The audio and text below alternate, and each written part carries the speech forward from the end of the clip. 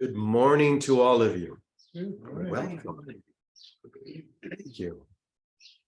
Welcome to the Namaste experience. As always, it's the same experience each and every time. If you would but tap into it, it'll be the only experience you'll ever want, because nothing else will ever bring you the joy and the completion and the wonder that this experience always provides. Yes, this is it. Now we're going to be talking today about two things. One I kind of thought about already when I was last night just sort of listening, but the other one just came a few moments ago, but they intertwine beautifully. But they're really both about the same subject, the same core idea, which is you have no idea what's happening here. You think you do. You invest everything in the belief that you know exactly what's happening here, or that you know exactly who you are, or that you can choose an experience that will give you what you really want. But that thing we call the Namaste experience really is initiated and triggered by acknowledging that I do not know. Show me. Reveal that to me now. So this begins with the concept of free will. Those words came out of someone's mouth this morning, something about free will. I don't even remember exactly what it was, but it triggered something inside me. And so what I did, as we would often do, we go to Wikipedia. What does Wikipedia have to say about free will? This is what it says. Free will is the capacity or ability to choose between different possible courses of action unimpeded. The ability to choose between different possible courses of action unimpeded. So here's the truth. We want to believe that this concept of free will, free choice, is the freedom that we're seeking to know and to remember who we are and why we're here. But the truth is, the concept of free will is really what gets you in trouble. Because it's the idea that you can choose something other than what has been chosen for you by the divine. Did you hear that? The idea that you can choose something other than what God chose for you, your perfection, your holiness. Because in reality, there is no choice. There's only one. The reality in which you were created, love itself. Remember, all we really say here every day is only love is real. There is no freedom of choice within only love is real. It means exactly what it says. Only love is real. Now, the ego, of course, loves the concept of free will or free choice because it means that there are many different choices to make, many different opportunities, experiences, and it will get lost within them. Do you realize that that's really the only thing that the ego wants to do, is to get lost within the choices, because then it can hide in what it believes to be multiple choices instead of being fully revealed in the one choice. The one choice that you are as God created you, whole and perfect and complete. So the initiation of this experience comes when I give up my free will and receive and accept the will that was given to me by my creator. Does that make sense? It seems like a grand, wonderful thing to the ego, and to the ego it is, because once again, that's where it can hide, the idea of many choices. But here we are now saying one choice, and that choice is always love. So that's where we begin today. I'm going to actually now show the master teacher within lesson. And it will flow perfectly from exactly what we were just sharing. So I'm going to read this and then we'll pause and reflect. As I said before, you don't know who you are. That may be the greatest confrontation of the ego. It's an attack to the ego. Indeed, it is. It is an attack upon that which isn't even real. An attack upon that which isn't even real. But the you that you claim has no idea who you really are. So, the single goal of the ego is to keep your identity in place and give it supreme authority over the world you created in your imagination, to keep your identity in place, to hold it in place. What identity do you choose to accomplish this? It doesn't matter. As long as its value is unquestioned. It can be any identity, but as long as you give it supreme authority. That's all that's important. The instant it comes under threat, it will adapt by seeking something new to identify with. The ego interprets threat as anything that draws your attention away from its dominance. It is the ego that you believe is in there, which isn't, by the way. A shadow isn't real. You can box with a shadow all you want, but you're never going to get bruised. You're never going to get hurt. Only in your imagination. You have a very powerful imagination, and you can choose all sorts of things in your imagination. But at no point are you in any true danger. So once again, the instant the ego comes under threat, it will adapt by seeking something new to identify with. The ego interprets threat as anything that draws your attention away from its dominance.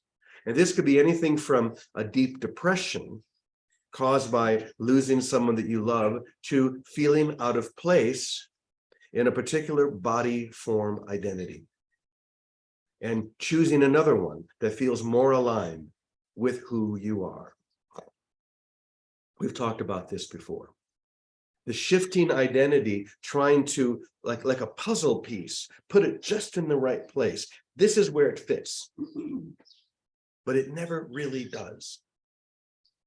It's never going to find the right angle or the right fit because it's not meant to. But when you suddenly let go of all those edges and you allow yourself to be formed as whole, you realize you fit everywhere and anywhere. So here's the key. You would be better off admitting that you have no idea who you really are and letting every identifying form fade. You'd be better off admitting that you have no idea who you really are, and then let every other form just fade away. Fall back into the arms of grace. Surrender completely. I do not know this thing that I am, but I can be shown. My willingness to give up the idea of free choice or free will is how I'm shown. My only will is thine. I turn my will completely over to the beloved. You show me. I need to stop trying to show myself and allow the divine to show me how divine I am. Admitting that you do not know who you are is the first step toward being shown the reality of your true identity, which is one with all. So this is the greatest threat to the you that you have claimed. Okay, then be threatened. There's nothing wrong with being threatened by love itself.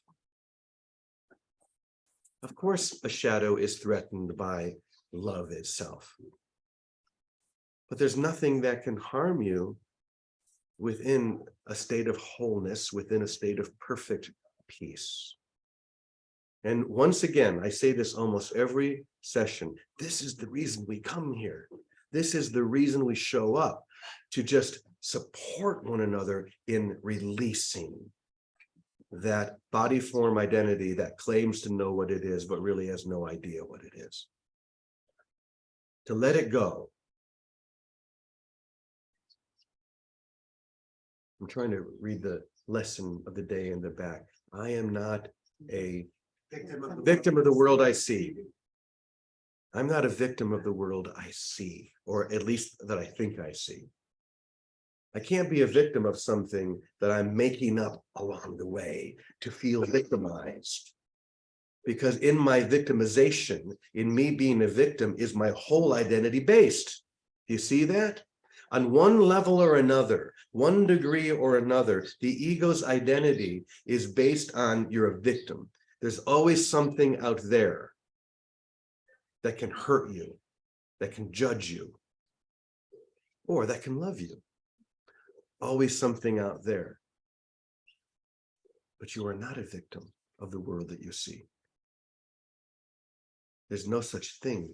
You are held within the arms of grace now and forever. Just surrender into that. Just let that be true, because it is. And the simplest thing you'll ever do is to let the truth be true. That's all.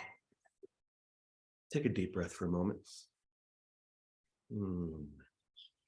I choose now. Say that with me. I choose now to let the truth be true. To let the truth be true. Amen. Choose now, this moment, to let God's will be done in me. To let love be whole in me. I will not hold back. I will give everything to this love, because love gives everything to me. I will claim that which has always claimed me. I will release that which has never had a hold over me. For love at last has come. Amen, amen, amen. Love at last has come.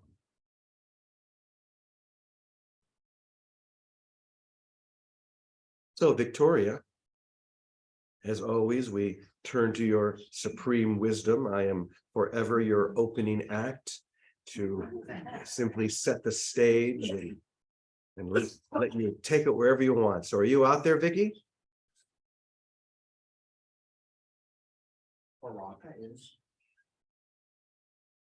Okay, maybe Vicky's not here. She must be with her grandkids today. But someone that I do know is here is Calico. I spoke to Calico a little bit this morning about this whole idea of free will and the entanglements therein. So Calico, if you're there, why don't you share a little bit? I am here, and this is great. I was talking to James this morning at breakfast, and I'm working with a group of women here in Ahihic that live in a house together and are committed to seeing everything through love. They're committed to the mind training. And some of you know Ricky Como, she's heading the house up.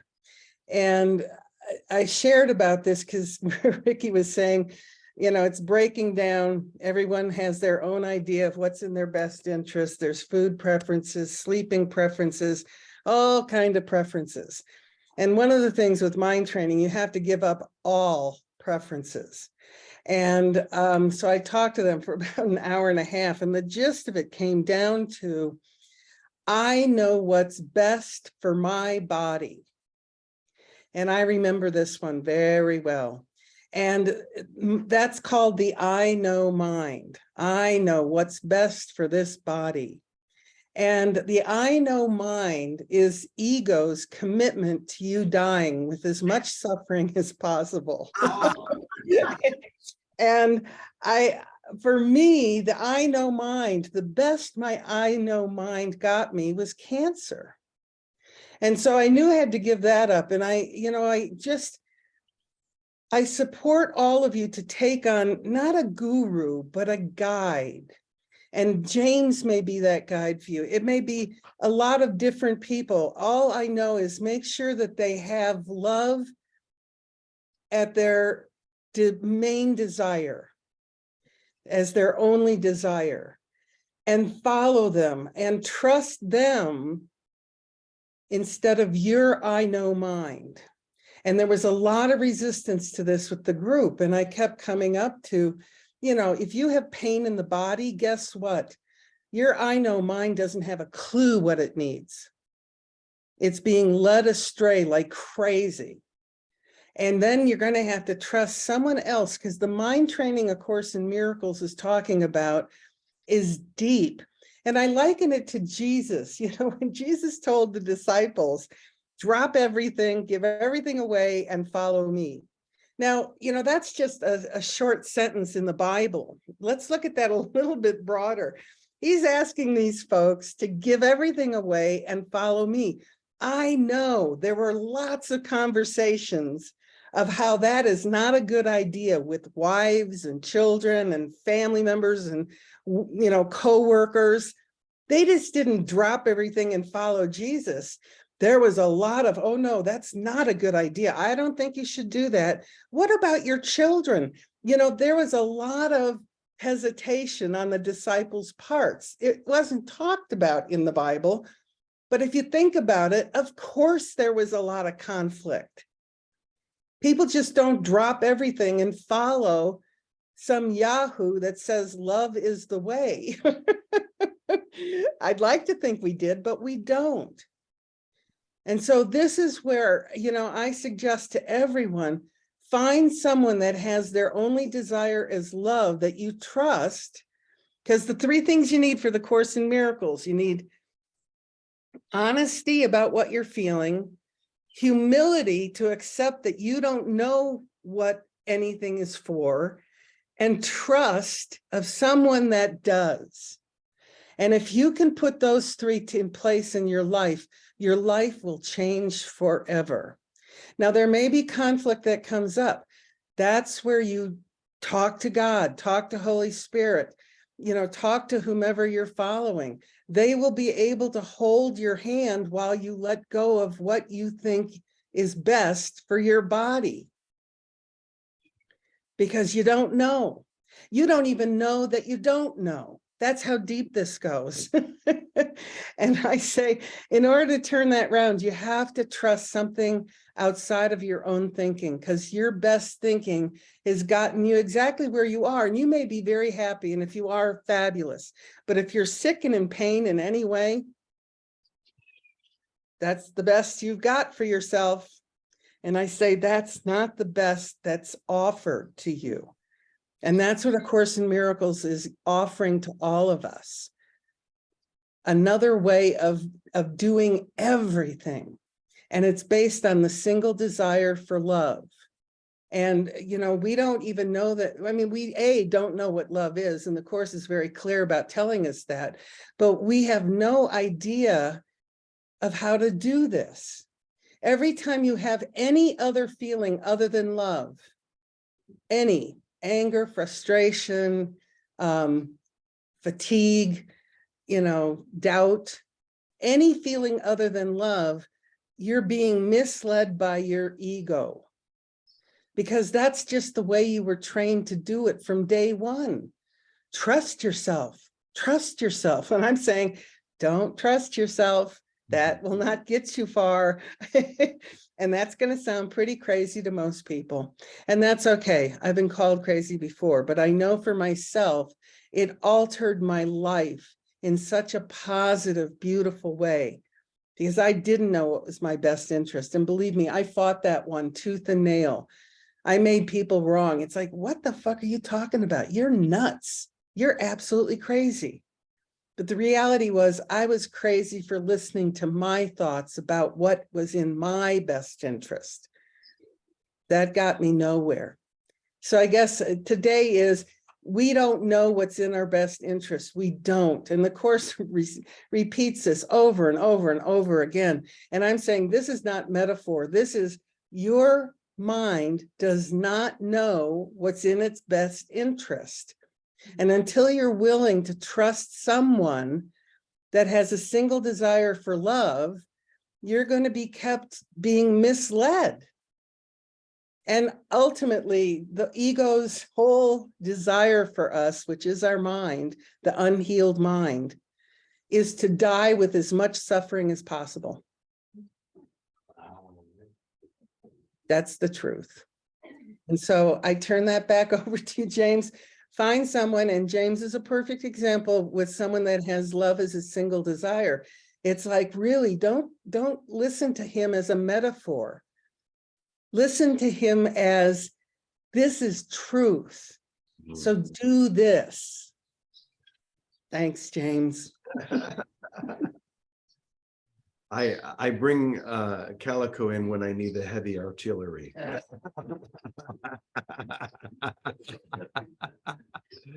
Just drop that truth bomb.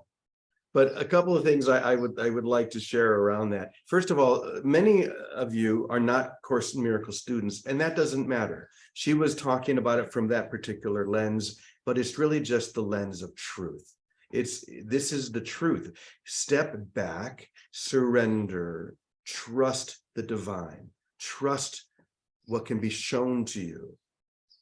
And if you are a student of the Course in Miracles, it's very well laid out there. If you're following another path, I promise it's going to be there as well, because any true path really has that as the single lesson. Only love is real. But the real issue, as Calico said so beautifully, is thinking that I know what's in my own self-interest, thinking that I know.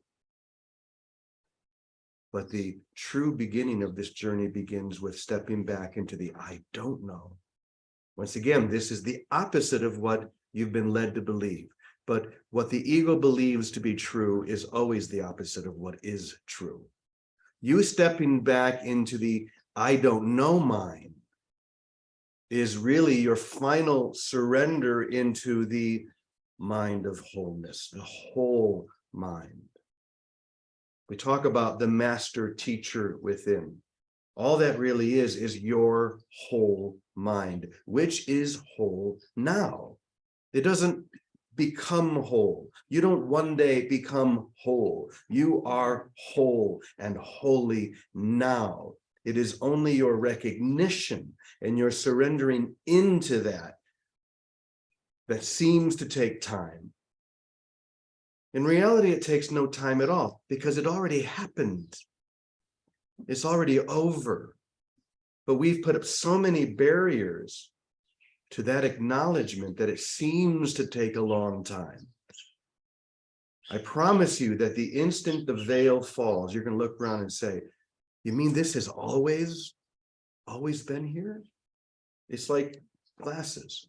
How many of you realized that you needed glasses because you took a pair of glasses from a friend? He said, I wonder what I look like with glasses. Holy mackerel. Suddenly I can see. That's how it was for me. I think I was 18 and a friend had glasses and I put them on. I didn't realize that everything out here was blurry until I put on his glasses. And my first thought was, you mean it's always been this clear? Yes, it's always been this clear. You just needed the help to stop thinking that you're already seeing it clearly. Receive the guidance and the help that's given to you, and suddenly everything becomes clear. Can you accept that? How simple that is? So you're all being offered a pair of glasses today. Take them, receive them, and look upon everything anew. So thank you, Calico, and thanks to all of you. That's our lesson for the day. It's simple and to the point. I'm not one who believes in making it longer than it needs to be. I'd rather get right into it and then send you off to live it. So let's do just that. Okay? Amen. Let me see if I can pull up the prayer of protection without anything going on. Oh, doggone it. It did it to me again. You are not a victim of your computer. I'm forced quit it. Yeah, okay. We'll just, I think we know how it goes, yeah? Or maybe let's do something else. What should we do? Anybody have any ideas? Why don't you come and lead us in a final song? I have a song in mind. Oh, imagine that. Scott has just the song in mind. So let's just, singing and music is such a great way just to take it even deeper. That's why when I put the lessons of A Course in Miracles, all 365 of them together in music, people experienced them in a much deeper way because they were like a chant in the mind that just went through the mind all day long. The peace of God is shining in me now.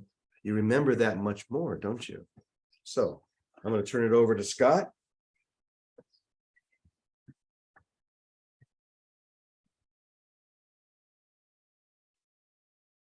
The chorus is very chant-like. There's a couple of verses, and it's about being the master within, having the master within, and owning it, because you are more the master than you are the ego. I am the master of this illusion. I am the master in my life. I am the healer, the one who brings the peace back. I am the master in my life. I am the master of this illusion. I am the master in my life. I am the healer, the one who brings the peace back. I am the master in my life. When I think I'm being victimized by people, places, or things, I look my trouble straight in the eyes, and this is what I say. Master, I am the master of this illusion. I am the master of my life. I am the healer. I am the healer, the one who brings the peace back. I am the master of my life. Used to be I just hang around, waiting for some heavenly grace. Then in time I finally found I'm the one who has to walk through the gates. I am the master of this illusion. I am the master of my life. Healer.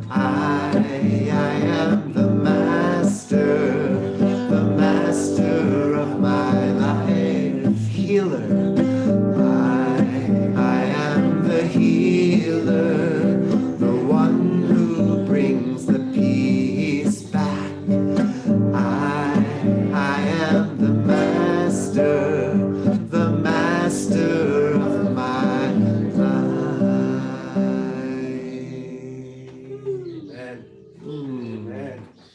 Oh, okay. I can feel that one. I am the master within. Are you able to claim that now? You've been hearing about that for a while. Now you have to claim it. I am the master teacher within, the I am presence within. That's the only thing you need. That's where the guidance comes from, the I am within. So trust that. Realize that you know nothing on your own. Make Sergeant Schultz your guru.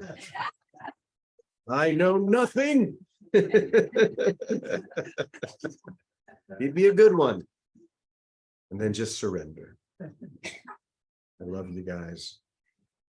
Have a beautiful rest of your day. We'll see you tomorrow. Namaste. Namaste.